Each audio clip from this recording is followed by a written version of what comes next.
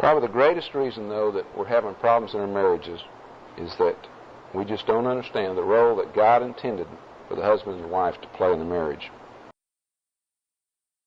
The way in which they're weaker is emotionally. Women feel and men think.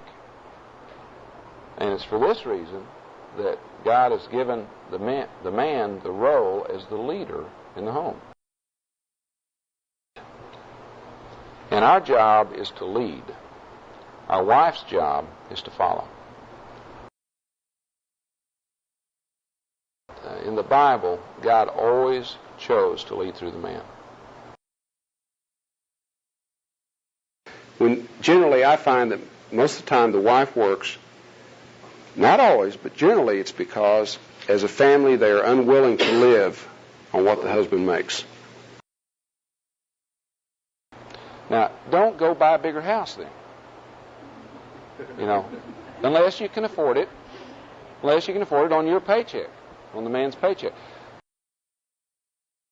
The Bible says trying to get it as quick is evil and leads to poverty. Talks about some of the disadvantages of the wife working. The truth is, whether your wife works outside the home or not, a lot of her being, a lot of her self-image is wrapped up in that house, in that home. You meet a man and you say, "What do you do?" And he tells you, basically, most of the time, he's going to tell you what his job is and what he does at that job. That's his identity. Women, you say, "What do you do?" Now, she may be a secretary down at such and such place, but she says, "Well, I'm married to so-and-so and we have 3 children." And so a lot of her well-being is wrapped up in that house. The home is her domain, it's her nest.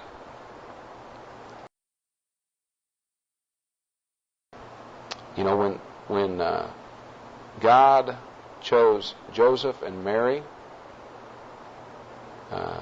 chose that home to bring his son into this world in. True, the angel spoke to Mary, but when it came time to move them to protect Jesus and so on, he always dealt with Joseph.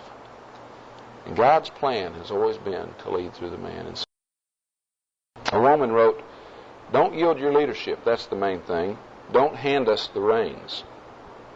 We would consider this an abdication on your part. It would confuse us, it would alarm us, it would make us pull back. Quicker than anything else, it would fog the clear vision that made us love you in the first place.